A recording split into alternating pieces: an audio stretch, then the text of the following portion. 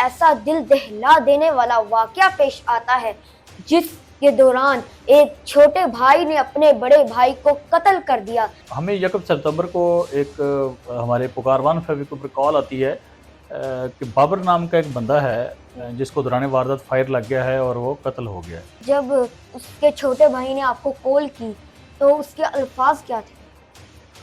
मेरा ही उससे पहले रब्ता हुआ था।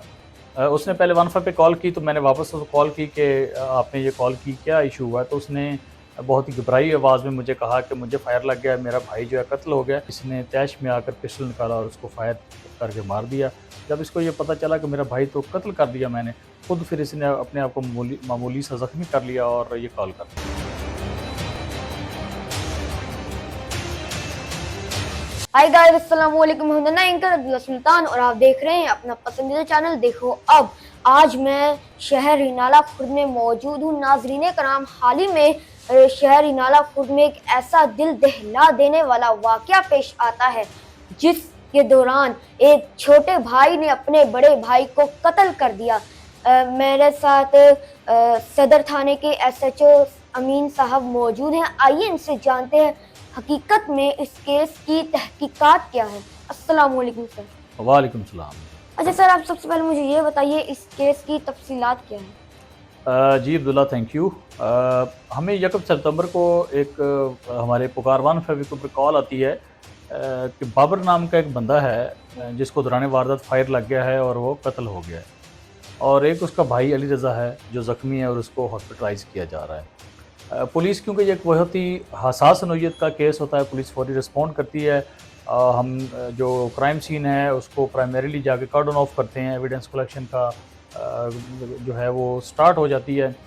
एक टीम हमारी जो है वो DHQ उकाड़ा की तरफ चली जाती है ताकि जो इंजर्ड जो ओनली विटनेस होता है उस क्राइम सीन का, उसकी स्टेटमेंट जो है हम वो रिकॉर्ड कर सकें। वहाँ हम जब स्टेटमेंट रिकॉर्ड करते हैं और उसके बाद आके रिकनेक्ट करते हैं चीज़ों के साथ, जो क्राइम सीन के ऊपर हमें शवाहिद मिलते हैं, उसमें काफ़ी ज़्यादा डिफरेंस आ जाता है, बहुत ज़्यादा खला पैदा हो जाता है, जो कि हमें लीड करता है कि जो चीज़ें हमें बताई गई हैं, जो इनिशियल इन्फॉर्मेशन दी गई है, वो दुरुस्त नहीं है, वो हमें किसी और तरफ लेके जा रही है। बहरहाल हम अल्लाह का शुक्र है, हम मज़ीद मेहनत करते हैं और वक्त जैसे गुजरता जाता है हमें चीज़ों की जो वजाहत है और वाज़ेह होती जाती है। अच्छा सर, इस दौरान मैं आपसे सवाल करना चाहूँगा, जब उसके छोटे भाई ने आपको कॉल की तो उसके अल्फाज क्या थे? मेरा ही उससे पहले रब्ता हुआ था। उसने पहले 15 पे कॉल की तो मैंने वापस उसको कॉल की कि आपने ये कॉल की, क्या इशू हुआ है? तो उसने बहुत ही घबराई आवाज़ में मुझे कहा कि मुझे फायर लग गया है, मेरा भाई जो है कत्ल हो गया और डाकू आए हैं और वो हमसे नकदी वगैरह छीन के फ़रार हो गए हैं। मैंने उससे कुछ तफसीलात मज़ीद लेना चाही, लेकिन उसने इस तरह शो किया कि जैसे उसको बहुत दर्द हो रहा है और उसने कॉल जो है वो काट दी। कहता बाकी तफसीलात आप मौके पे जाके देखिए। ये उसका इनिशियल स्टेटमेंट था। अच्छा सर, आप मुझे ये बताइए, जब आप उधर मौके पे गए तो उसको हकीकत में कोई चोटें आई हुई थी? उसको सच में कोई तकलीफ हो रही थी या वो एक्टिंग कर रहा है? जब टीम हमारी जो DHQ रनाला और DHQ हॉस्पिटल ओकाड़ा गई है, हमने जाके देखा तो वो बिल्कुल बड़ा मुतमिन पड़ा हुआ था। चोटें इतनी ज़्यादा नहीं थी कि जो बर्दाश्त से बाहर हों। वो उनसे ज़्यादा थोड़ा-सा आप ये कह सकते हैं कि फ़ील ज़्यादा करवा रहा था। उसकी वजह से आपको शक हो गया कि हाँ, कुछ तो कुछ स्टेटमेंट्स गड़बड़ थी है। उसकी, वो और जो मौके वारदात के ऊपर जब चीज़ें आके चेक की गई हैं तो उसमें काफ़ी ज़्यादा फ़र्क था। उसके बाद हमने मज़ीद तहकीकात की और लेटर ऑन जब ये बंदा अरेस्ट भी हो गया, इसने फिर इंकशाफ भी कर लिया और इसने आला कत्ल भी बरामद करवा दिया और इनके घर वालों को भी फिर सारी चीज़ों का हमने बता दिया और उन्होंने भी अपनी आँखों से देख लिया। अच्छा सर, और जब आपने उनके अहले खाना को ये सब कुछ बताया तो उनका क्या रिएक्शन था? ज़ाहिर है जी, वो बहुत दर्द में थे। एक बेटा तो उनका जो है वो वफ़ात पा चुका था और एक बेटा उनका जो है वो कातिल बन चुका था। वो बहुत दर्द में थे और बहुत कर्ब की कैफ़ियत में थे।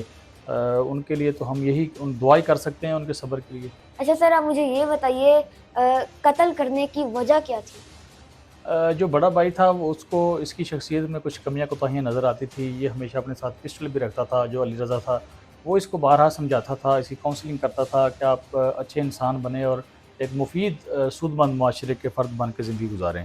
उस दिन भी वो इसको समझा रहा था। इसी दौरान जो है इसने तैश में आकर पिस्टल निकाला और उसको फायर करके मार दिया। जब इसको ये पता चला कि मेरा भाई तो कत्ल कर दिया मैंने, खुद फिर इसने अपने आप को मामूली सा ज़ख्मी कर लिया और ये कॉल कर दी।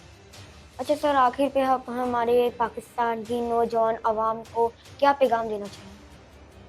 मैं अवामुन्नास को यही पैगाम देना चाहता हूँ कि ये हमारे दरमियान जो आजकल अदम बर्दाश्त का मादा है हुँ, वो बहुत ज़्यादा है।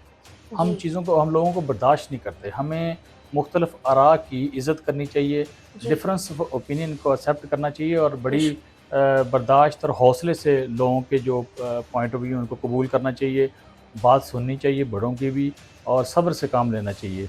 बर्दाश्त का जो हमारे कमी है, इस वजह से हमारे ये बहुत सारे जो क्राइम अगेंस्ट पर्सन हैं वो हो रहे हैं। जी, तो नाज़रीन, जैसा कि आपने एसएचओ अमीन साहब की गुफ्तगू सुनी, अगर आपको भी इनकी गुफ्तगू सुन के कोई सीख मिली हो, और मैं आपको ये बताना चाहूँगा कि मुझे ये सीख मिली है कि आजकल के ज़माने में हमारे अंदर बर्दाश्त इतनी को ख़त्म हो चुकी है कि अगर हमारा कोई खून का रिश्ता हमें कोई अच्छी बात समझाता है, तो हम गुस्से में आके अपनी बर्दाश्त खो बैठ के कोई गलत कदम उठा बैठते हैं। और इसी के साथ में मैं इजाज़त देखो अब।